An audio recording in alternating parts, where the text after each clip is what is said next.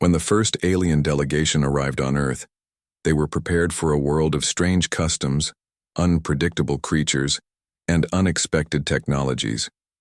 But nothing prepared them for the moment they first encountered something humans called alcohol. It all started when Earth's leaders agreed to host a delegation of alien diplomats from various species, each hoping to form a peaceful alliance with humanity.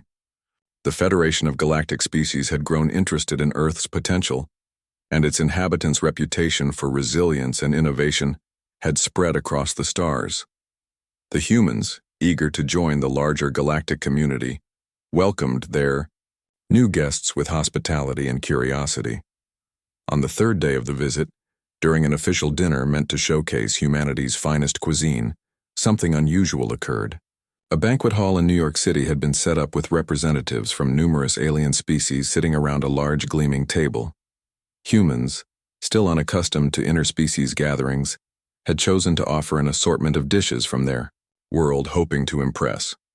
However, the one item they hadn't accounted for, an item that had been a staple of Earth culture for millennia, was the unassuming drink, alcohol. The first to notice it was a tall, elegant being named Juna from the Aura species. Her translucent skin shimmered with subtle colors as she watched the humans pass around glasses filled with a frothy, amber liquid. She leaned toward her colleague, a round, spherical creature called Four, and asked, "What is that substance? It seems to have an effect on their behavior." Four, who was more accustomed to analyzing other species, inclined his head, his numerous eyes blinking in curiosity. "I have observed humans consuming it regularly. It is known as alcohol. It is a social custom. It seems to affect their cognition and motor functions, making them more expressive." Juna narrowed her eyes. "Expressive? How? What is its purpose?" Before Four could answer, a human named Tom, who was sitting a few seats away, raised his glass and offered a toast. "To new friends and new beginnings," Juna observed as the humans around the table raised their glasses and drank. Some looked more relaxed, others seemed slightly unsteady on their feet, while a few began laughing more loudly than the situation warranted. The sight intrigued her. "Four," Juna said, her voice a soft hum. "Is this common behavior?" Four watched Tom, now, clearly a bit tipsy, attempting to balance himself. "It is common, yes. Alcohol has been part of their social customs for centuries. It is seen as a way to bond, to celebrate, and sometimes to forget." Across the room, the human leader, Marcus, raised his own glass of wine. His speech was becoming more animated as the alcohol took effect. "The universe," he slurred slightly, "is vast, but there's no place like home.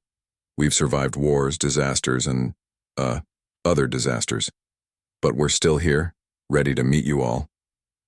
The delegation watched, wide-eyed. Juna's curiosity deepened. "Four," she whispered, "why does this drink make them behave this way?" Four considered the question. "The effects vary, but the liquid disrupts their neurochemistry in ways that make them more uninhibited. It's an ancient custom, used for bonding and relaxation, but it seems their tolerance is lower than I expected." Indeed, Marcus was now singing a song poorly about the history of Earth. His words were muddled, and the rest of the humans, though laughing, were clearly becoming less coordinated. At first, the aliens exchanged glances of concern, unsure whether the humans were suddenly suffering from some form of illness. "Is this normal?" asked one of the more conservative members of the alien delegation, a tall reptilian creature named Karan. "It is," Four assured him. "They are simply under the influence of alcohol." Karan was skeptical. "Are they weakened by this substance?" Four shook his head. "Not weakened. Rather, emboldened.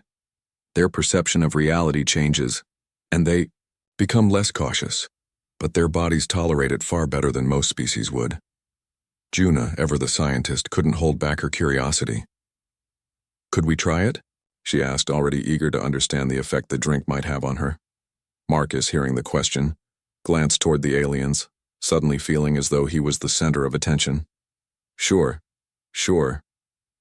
He handed over a glass of wine to Juna. "Here, you'll love it. It's the best way to make friends." bottoms up. Juna hesitated. Her species had no concept of intoxicants or substances that altered their mental state, and the idea of surrendering control over her mind made her nervous. But Four, ever the daring one, urged her on. "Just a small sip," Four said. "It might help us understand them better." Juna, against her better judgment, took the glass and tilted it toward her mouth. The first taste was surprising. A mix of bitterness and sweetness danced across her tongue, followed by a warmth that spread through her body. She paused for a moment, then slowly set the glass down. "I feel different," she said, her voice tinged with wonder. "Everything is lighter, and the humans seem more amusing." Four, who had been watching intently, couldn't help but chuckle. "That's the effect of alcohol. It lowers their inhibitions. It makes them more human." Juna raised an eyebrow. "I now understand their behavior." As the evening wore on, the aliens began to relax, each trying small amounts of the drink, and soon, the room was filled with laughter and strange, incomprehensible exchanges. The Zalthari diplomat, a creature who had rarely cracked a smile, was now engaged in an impromptu game of charades with a human named Lily. The small, neurotic Zorlians, who had always prided themselves on their intellectual prowess, were now animatedly debating the nature of the universe with Marcus, their arguments often interrupted by bursts of laughter. For the first time, the delegation saw humanity's strange, carefree side, one that wasn't bound by the pressures of diplomacy or the weight of their responsibilities. And in that moment, they saw how the human spirit thrived despite its flaws. Humans, it seemed, could face the harshest conditions in the galaxy and still find a way to celebrate life, even in the most unexpected of ways. By the end of the night, when the laughter had died down and the humans had begun to fall asleep where they sat, the alien diplomats left with a new respect for humanity. They hadn't just learned about the humans' resilience in battle or their technological prowess.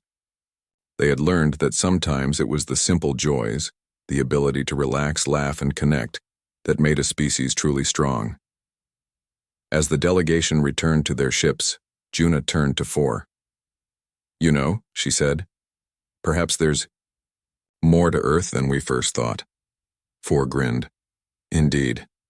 We should keep an eye on their social customs. They might teach us something important about survival, through joy."